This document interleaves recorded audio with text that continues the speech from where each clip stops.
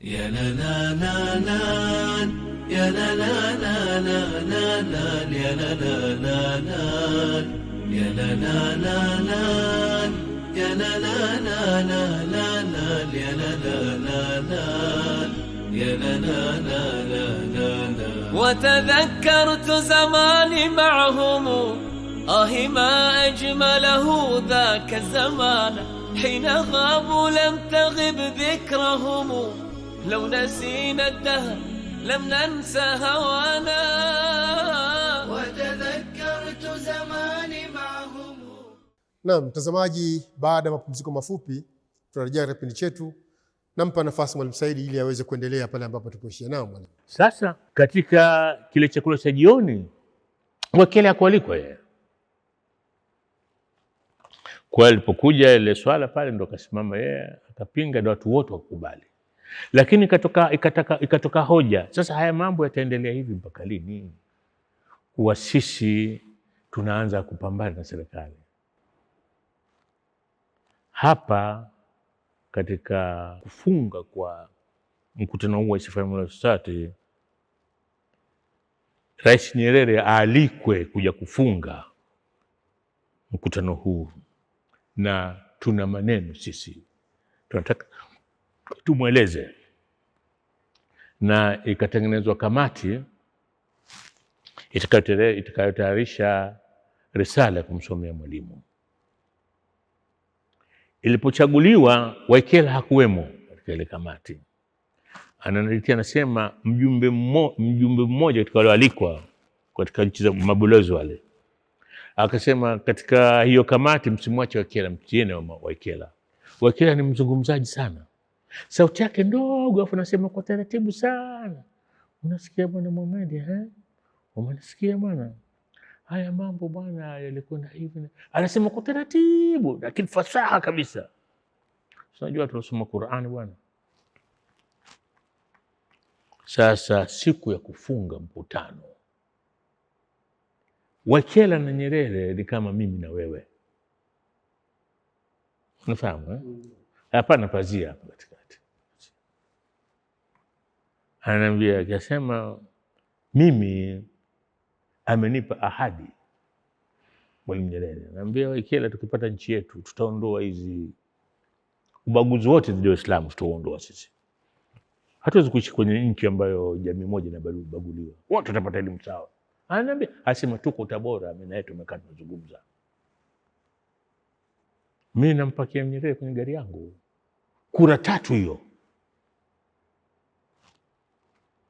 Basi alipokuja anasomewa risala. Ile risala nakala sikupaweza kuipata. Lakini Waikela akanihadithia nini walisema. Akaeleza misuguano ambayo inakuja sasa hivi. Na akaeleza walikotoka kupambana na ukoloni mpaka nchi wameikomboa. Wanasema Waikela mwisho wa risala akamwambia Mwalimu Nyerere. Waikela ndiye msomaji wa risala hii. Naam. Wewe kwenye kundi utacha kupewa Waikela kusoma risala bwana? Hana ya kusoma anatoka kichwani tu na unastarehe. Sasa sembuzo mmekaa mkamwandikia sema hii ndo nataka useme, itakuwaje? Akamwambia, "Sasa Mwalimu, usisahau na hao wengine kwenye serikali usisahau mchango wa Uislamu katika kupigania uhuru wa nchi. Mwalimu, usisahau nani alikunyanyua akakufikisha mpaka hapo." Maneno makali.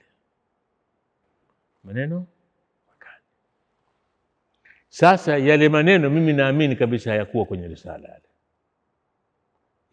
yale mwenyewe kile katoa kichwani kwake. Kwa sababu kuna mtu anaweza kuandika risala akasema maneno haya.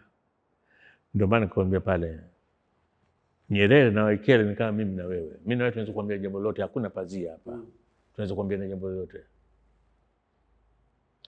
Mwalimu hakuna kitu kilikuwa kinamuuma kama mtu kumkumbusha Waislamu ndio walimweka pale, si kitu alikuwa anapenda.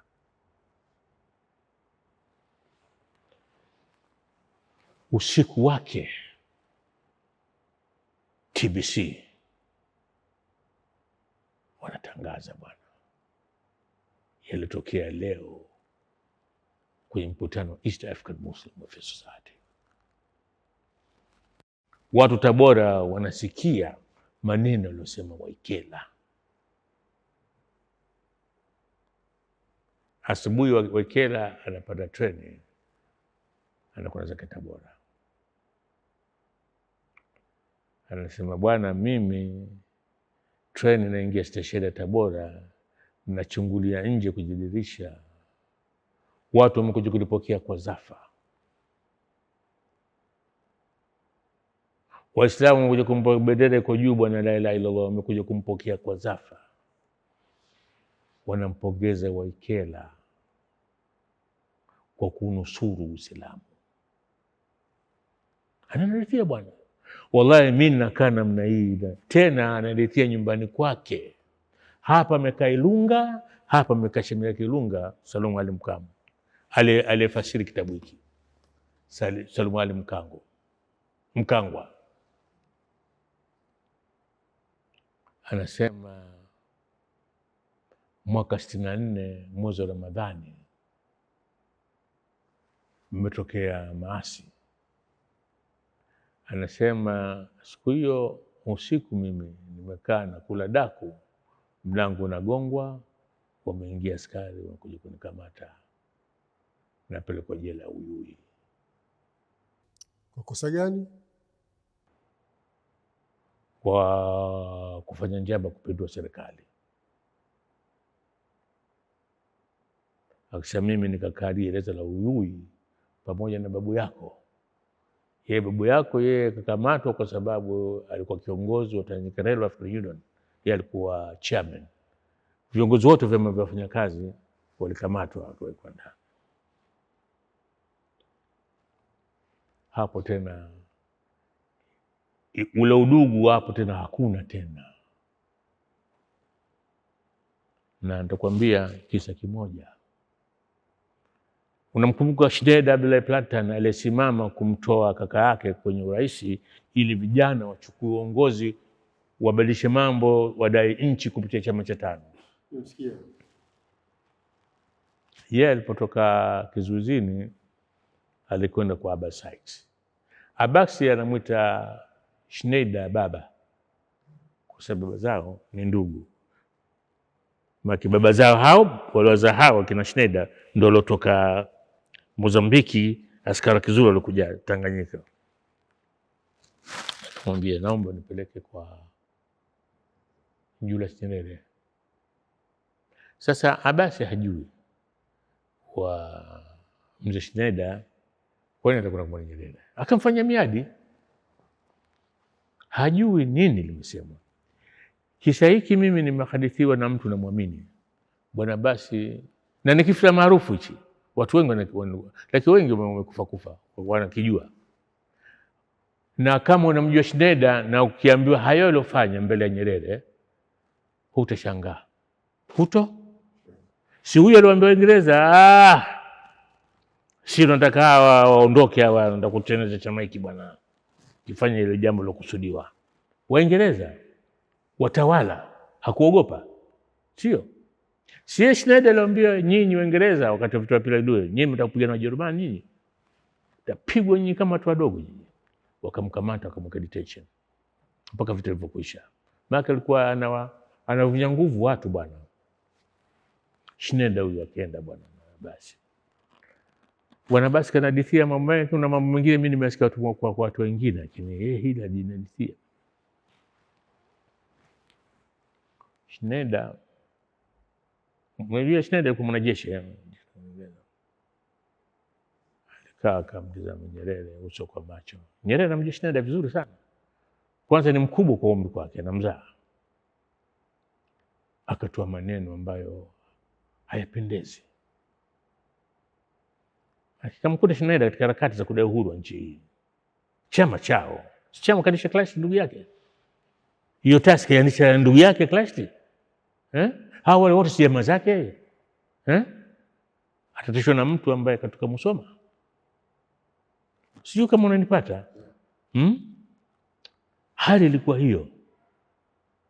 Sasa kama unataka kuniweka tena jela niweke.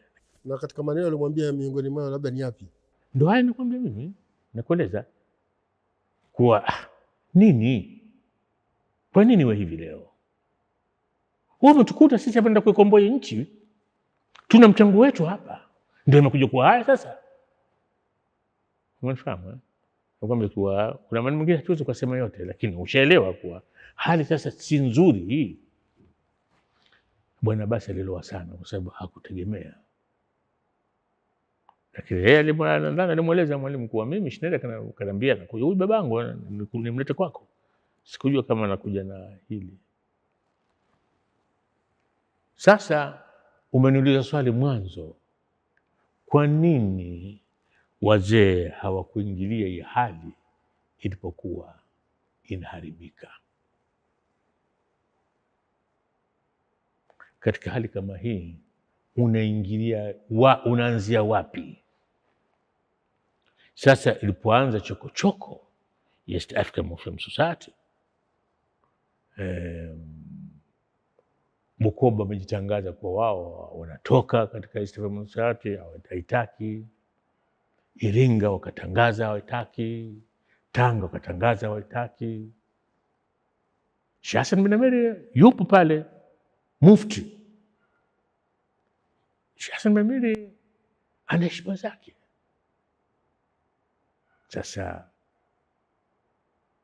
Waislamu wakaamua itengenezwe kamati ya kuleta sulhu. Kijulikane kitu gani sasa kinakuja? Kwa nini itengenezwe sulhu kati ya nani na nani? Kati ya wale wanataka kujitenga akina Adamu Nasibu na Waislamu waliokuwa majority katika East African Muslim Society. Lakini sasa vyombo vya habari vikawa kama vile wamepata nyimbo mpya ya kupiga. Martin Kiama ndio alikuwa mkurugenzi wa Radio Tanzania, mbondeo huyo. Benjamin Mkapa ndio alikuwa editor wa magazeti mawili ya tano, The Nationalist na Uhuru. Hawa bwana wanaandika habari zile mbaya tu za Uislamu. Wanawapa, maana kile magazeti kama vile wale wanaotaka kujitenga wameyakodisha, ndio wanawafanyia propaganda. Akina Tewa, Titi, Sheikh Hassan bin Amir, hakuna mtu yote anakwenda kwa kutaka kuwasikiliza wanasema nini. Tewa na Titi Mohamed wakaamua kutafuta miadi kwenda kumwona Nyerere wazungumze naye kusilo. Lakini kabla Said Tewa akaenda kwa Hasnu Makame ambaye yeye ndio alikuwa waziri wa habari. Vipi vyombo mbona vinatumika vibaya? Lakini Hasnu Makame hakuweza kufanya chochote. Spidi ikawa ndio ile ya kushambulia uongozi. Ukishambulia uongozi wa African Society wanamshambulia Aga Khan, maneno mabaya. Sheikh Hassan bin Amir yupo anasikiliza. Ndio kaamua sasa Tewa na Titi wendo kumuona Julius Nyerere, waambie imekuwaje, mbona magazeti ya tano sasa yanaleta farka katika jamii? Nyerere alikuwa anawasubiri. Nimeandika kwenye kitabu hicho. Akaambia, nyinyi mlikuwa mnanipiga vita mimi, Sasa jitayarisheni. Nyerere anaambia wale, sasa jitayarisheni. Teo na Tito wameondoka bwana, hawana la kufanya. Nadhani nimejibu vizuri swali lako la kwa nini hawakuingilia. Sheikh Hassan bin Amiri akaingiliwa nyumbani kwake usiku, kakamatwa. Ndege ilishatayarishwa uwanja wa ndege, akapelekwa uwanja wa ndege, akarudishwa Zanzibar. Marufuku kurudi Tanganyika, na hakutia mguu hapa mpaka anakufa. Lakini likatokea jambo ambalo mimi nilikuwepo siku, alhamdulillah. Mimi nikimpenda Sheikh Hassan bin Amiri. Unajua mimi niliandika kitabu cha Sheikh Hassan bin Amiri, lakini mswada, hatukuchapa kitabu. Na sikuchapa kitabu kwa sababu Dr. Isa Zidi yeye alinifuata mimi kuniambia nitakuandika kitabu cha Sheikh Hassan bin Amiri, maisha yake, kama nina chochote. Nikamwambia mimi na mswada mzima, kwa sababu wewe unaandika. Na yeye Dr. Zidi yeye kwanza Kiarabu anasema lugha yake.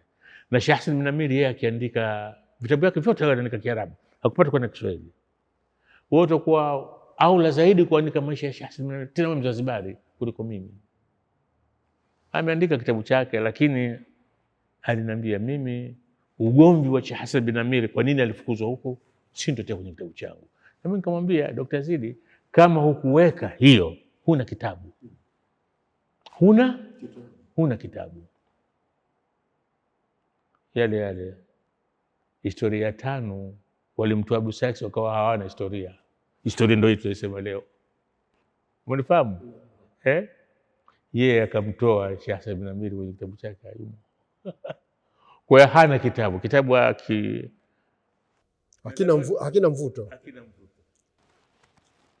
Sasa hali ndio hii.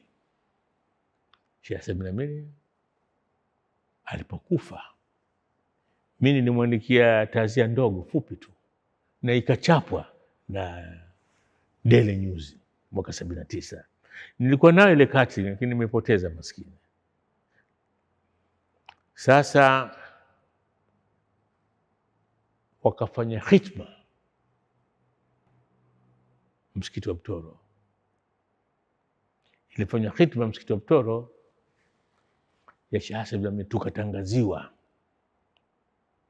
Na jambo lote kishapitaja hichi Sheikh Hassan bin Amiri, mji mzima unakuja. Tukasoma khitma pale, tukala chakula pale bwana cha khitma. Na unajua nani alikuwa? Mwalimu Nyerere.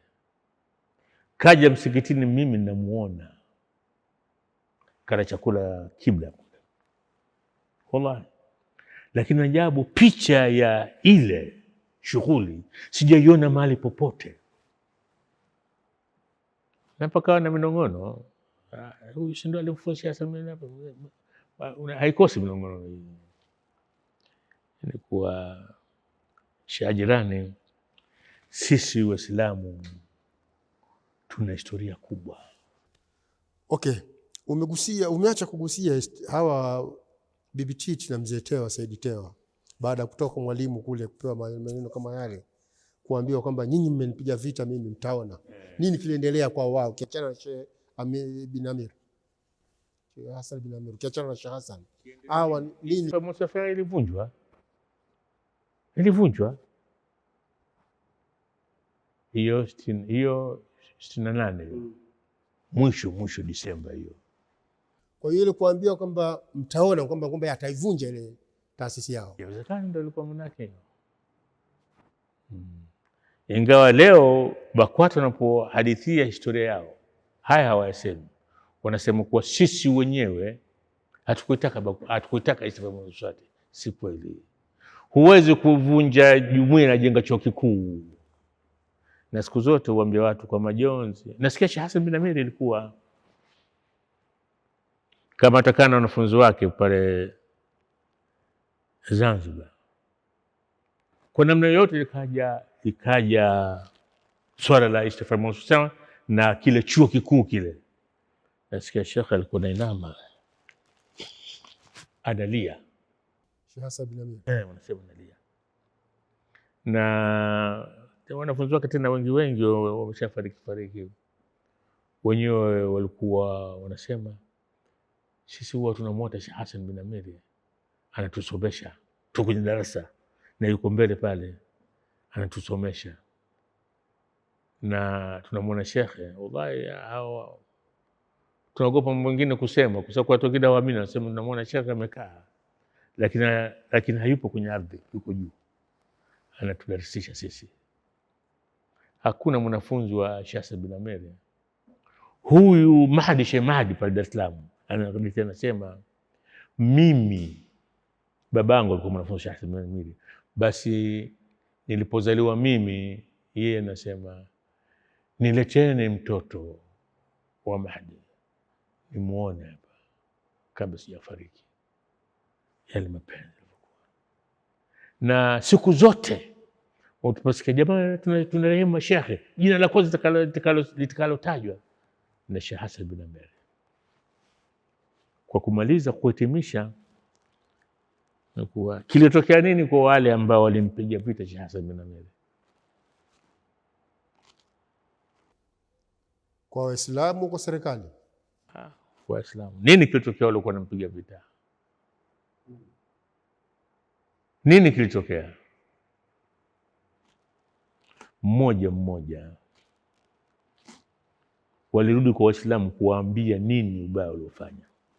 Waoje bila kuopewa na mtu yote. Walipigwa na dunia mmoja. Vyombo vile walivyotumia kumpiga vita Sheikh Hassan bin Amir na umoja wa Waislamu ndio vilikuja vikawapiga vita, na wengine kuwafedhehesha dunia nzima inawasoma, isipokuwa mmoja tu alisalimika. Yeye alikwenda kwa shekhe, na kabla kwenda kwa shekhe kwanza alipita kwa Sheikh Amir Tajo, akamwambia mimi nataka kwenda kwa shekhe nikamwangukie kwa yale ambayo nimemfanyia kwa nyumba. Sheikh Amir Tajo akasema mimi peke yangu siwezi, lazima nichukue jopo, twende watu wengi pale, afu utasema ndio nataka kumwambia shekhe. Wakati Sheikh Hassan bin Amir macho yote yamekufa. Alikuwa ni nani? Ametajwa huyu ambaye ataka siwezi kumtaja jina bwana. Unaficha historia Sheikh? Kwenye kitabu yupo. Ndio yale ambayo yanofichwa na wewe unaficha hapa. Ajira, hebu tuendelee na kipindi bwana. Sasa Ajirani, wewe unasikiliza, mimi ndo ninasema. Basi wakenda. Naona tukana muda umetupa kuona sasa hivi. Waache hapa tuje tuendelee na hapa. Wakaenda kwa shekhe. Sasa fahamu nini kilitokea.